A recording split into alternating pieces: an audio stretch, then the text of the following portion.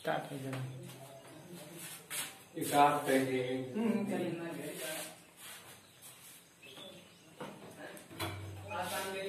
Hello my dear student, आज आपको हम कुछ धान की खेती से संबंधित महत्वपूर्ण प्रश्न और उनके आंसर को यानी कि उत्तर को सॉल्व करेंगे, जो आपके बोर्ड परीक्षा के लिए तथा कंपटीशन के लिए बहुत ही इम्पोर्टेंट है। इसको आप ध्यान से पढ़ेंगे तो कोई भी कॉम्पिटिटिव एग्जाम आराम से क्वालिफाई कर सकते हैं। तो चलते हैं, आपको ले चलते हैं। इसमें सबसे पहला क्वेश्चन है, धान का वानस्पतिक नाम। मालूम है कि धान का वानस्पतिक नाम क्या होता है? क्या होता है? कोराइया, सटाइया। वानस्पतिक नाम लिखने के बाद उसके नीचे अंडरलाइन कर देना चाहिए।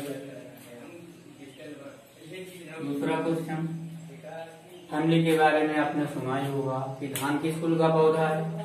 धान ग्रेमनी कुल का पौधा है, यानी कि यह अनाज वाली फसल है, यानी कि घास कुल का पौधा है। फिर देखते हैं इसमें धान में गुणसूत्रों की संख्या। धान में गुणसूत्रों की संख्या यानी कि धान की फसल में कितने जोड़े गुणसूत्र पाए जाते हैं, कितने गुणसूत्र पाए जाते हैं? तो ये होते हैं आपके 24। कितने होते हैं? 24। इसी तरीके से ये क्वेश्चन बहुत इंपॉर्टेंट है कि धान में चावल, आप जानते हैं कि धान का जो ताना होता है, बीज होता है, वह छिलका और ग्रेन यानी कि चावल से मिलकर बना होता है। इसमें कितने प्रतिशत चावल की मात्रा होती है? धान में चावल का प्रतिशत, धान में चावल का प्रतिशत ये होता है 70%। कितना होता है? 70%।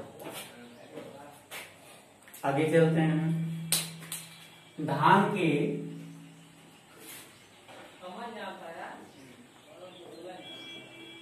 ये क्वेश्चन बहुत इंपॉर्टेंट है। धान की अश्वनी प्रजाति, धान की अश्वनी प्रजाति कहाँ से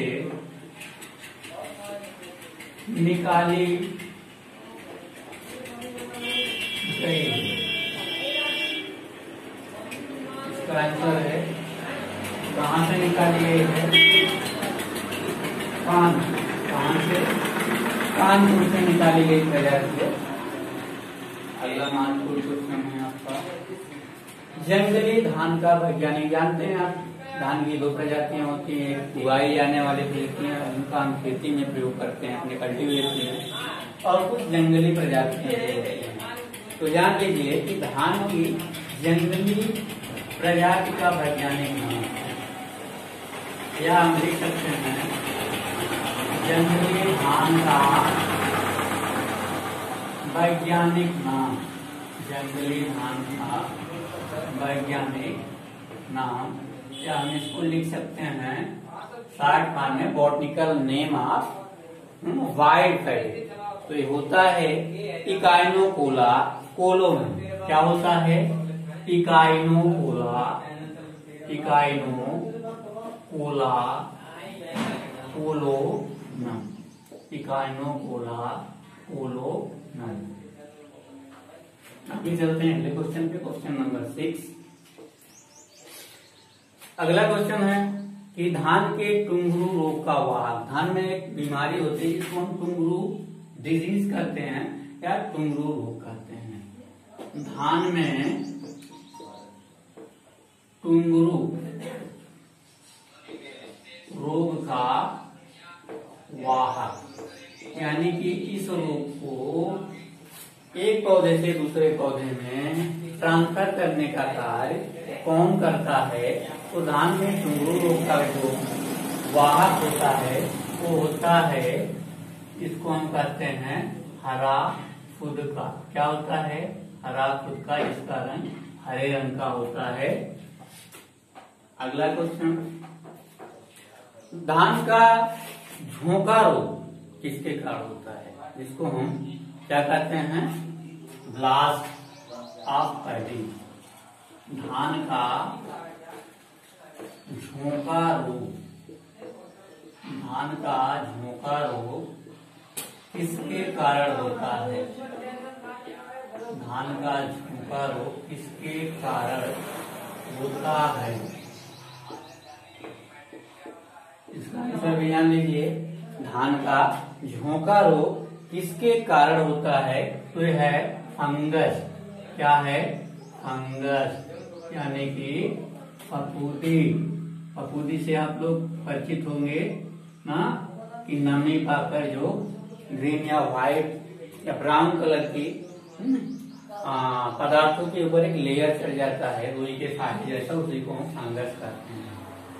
अगला आपका क्वेश्चन है, भारतवर्ष में सबसे अधिक धान कहाँ उगाया जाता है? यानी कि भारत का वह कौन सा स्टेट है, राज्य है या स्थान है जहाँ पर धान की खेती सर्वाधिक की जाती है? धान का उत्पादन, क्या हम कह सकते हैं धान की खेती सर्वाधिक किस राज्य में की जाती है? किस राज्य में की जाती है?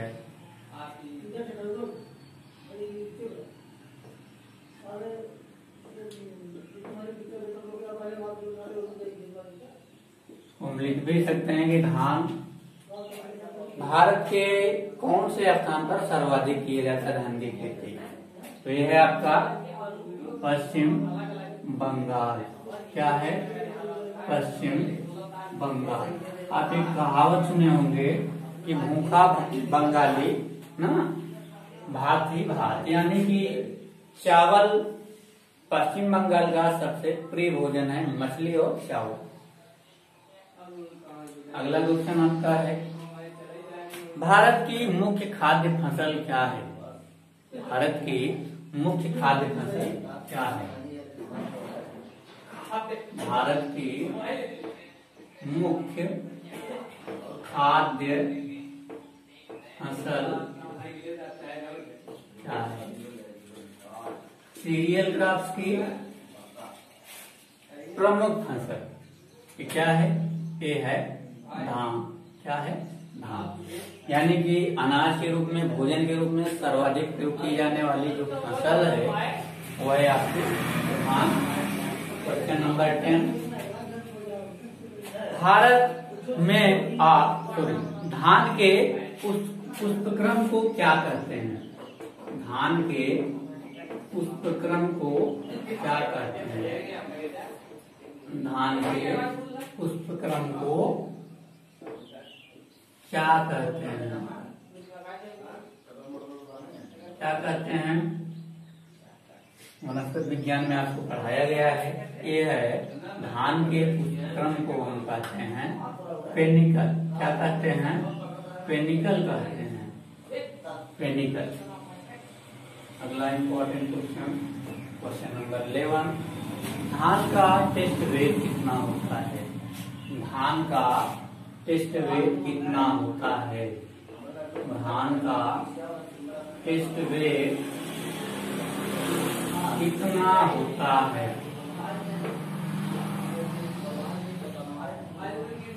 ये होता है, ठीक है, इसको जान लीजिए, होता है कितना? 25 ग्राम। कितना होता है? 25। कितना होता है? 25 ग्राम। अगला क्वेश्चन है कि सुगंधित धान की एक प्रजाति होती है जिसको आप जानते हैं भोजन के रूप में सर्वाधिक प्रयोग करते हैं, बासमती। कौन सी? बासमती। बासमती धान का टेस्ट वेट कितना होता है? ये सामान्य धान के अपेक्षा कम होता है, ये होता है 21 ग्राम। कितना होता है? 21 ग्राम। आगे अब चलते हैं हम उसके बुआई पर। धान की, या हम कर सकते हैं आयु या एवियस, धान की बुआई का समय। धान की एयुएस बुआई करने का, या धान की एयुएस ना प्रजाति की बुआई का समय, ये क्या है जान लीजिए। ये है अप्रैल और मई। इसकी हम बुआई कब करते हैं? अप्रैल और मई में करते हैं। कब करते हैं? अप्रैल और मई के महीने में। आगे है अगला आपका इम्पोर्टेंट क्वेश्चन है क्वेश्चन नंबर 14। ये भी आपकी बुआई से ही संबंधित है। अमन धान की बुआई, अमन धान की बुआई का समय, ये क्या है? इसको भी जान लीजिए। ये है जून जुलाई। कब है? जून और जुलाई में इसका प्रयोग बुआई के लिए किया जाता है। Question number 15। इसी तरीके से धान की अगली बुआई यानी कि बोरो, बोरो प्रजाति, बोरो धान की बुआई, बोरो धान की बुआई का समय, ये कब है? ये भी उसी तरीके से इसकी बुआई हम करते हैं दिसंबर और जनवरी के महीने में। दिसंबर से जनवरी के महीने में। अगला क्वेश्चन, क्वेश्चन नंबर 16। धान में कौन सा कीट पेनिकल अवस्था में आक्रमण करता है? धान में बहुत से कीट, कीड़े मकोड़े लगते हैं, बहुत से कीट लगते हैं, लेकिन कौन सा ऐसा कीट है जो पेनिकल अवस्था में अटैक करता है? धान में कौन सा कीट पेनिकल अवस्था में आक्रमण करता है? आक्रमण करता है तो ये है, आप सुने होंगे बहुत ऐसा इसका नाम है सैनिक। इसका नाम है सैनिक कीट। कौन सा कीट? सैनिक कीट। Question number 17। इसको भी जान लीजिए। धान की एक प्रचलित बीमारी है जिसको हम खैरा डिजीज कहते हैं। यह किसकी डिफिशियंसी से होता है, यानी कि किस एलिमेंट की डिफिशियंसी से होता है? धान में खैरा रोग किसकी कमी से होता है? जिंक की कमी से। किसकी कमी से? जिंक की कमी से होता है। नंबर 18। धान में एनपीके की अवस्था, धान में एनपीके की आवश्यकता, यानी कि धान की फसल में कितने किग्रा हम नाइट्रोजन देंगे, कितने किग्रा फास्फोरस देंगे और कितने किग्रा पोटाश देंगे? धान में एनपीके की आवश्यकता, धान में एनपीके की आवश्यकता कितना होती है? जान लीजिए। ये होता है 100 केजी नाइट्रोजन, 60 kg फास्फोरस और 50 kg पोटास पर हेक्टेयर के हिसाब से अलग तरह है। क्वेश्चन नंबर 19 देखिए ध्यान से कि धान की प्रथम बौनी प्रजाति, धान की द्वार वैरायटी, धान की प्रथम बौनी प्रजाति कौन सी है? देखिए ये है TN1। कौन सी है? TN1। क्वेश्चन नंबर 20, ये भी क्वेश्चन इंपॉर्टेंट है, देख लीजिए। हाँ, धान की उत्परिवर्तित किस्म यानी कि धान की कौन सी प्रजाति है जिसको हमने कुछ क्वालिटी को लेकर उसमें कुछ परिवर्तन किया, यानी कि ऊसर के प्रति सहनशील था या मौसम के प्रति सहनशील था, पाले के प्रति, रोगों के प्रति।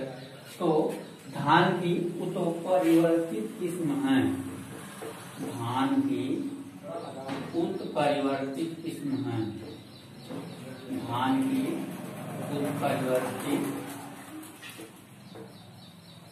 किस्म है।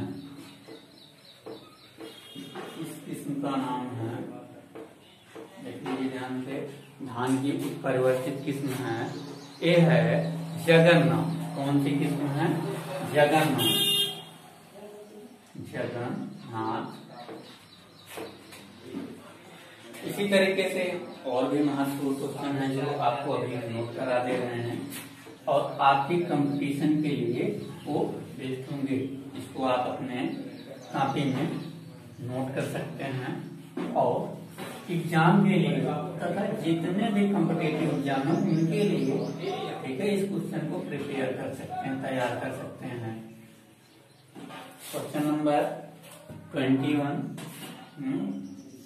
क्वेश्चन नंबर 21, इसको भी देख लीजिए कि धान की जादुई प्रजाति आप जानते हैं प्रचलित है, धान की जादुई प्रजाति, इसका नाम क्या है? ये है आपकी जया, जिसको इसने निकाला था डॉक्टर क्या कहते हैं, शास्त्री। किसने निकाला था? डॉक्टर शास्त्री द्वारा। क्वेश्चन नंबर 22 को ध्यान से देख लीजिए। अगली क्वेश्चन है SRI पद्धति संबंधित है,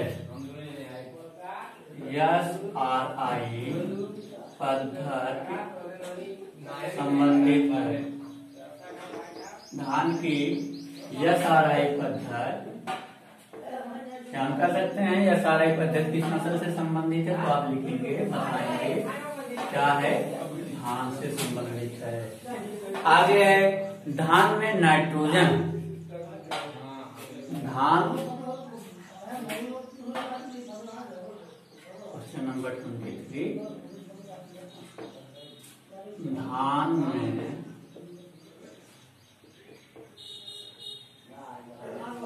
नाइट्रोजन या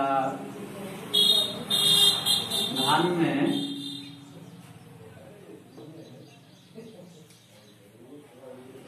नाइट्रोजन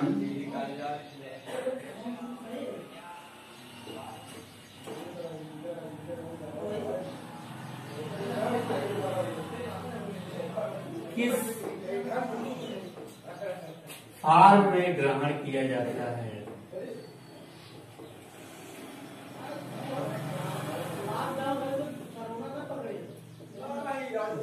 इम्पोर्टेंट है, क्या है कि धान में नाइट्रोजनस उर्वरक किस फार्म में ग्रहण किया जाता है? तो ये है अमोनिकल फार्म, यानी कि धान की जो फसल है वो नाइट्रोजन को अमोनिकल फार्म में, अमोनिकल फार्म।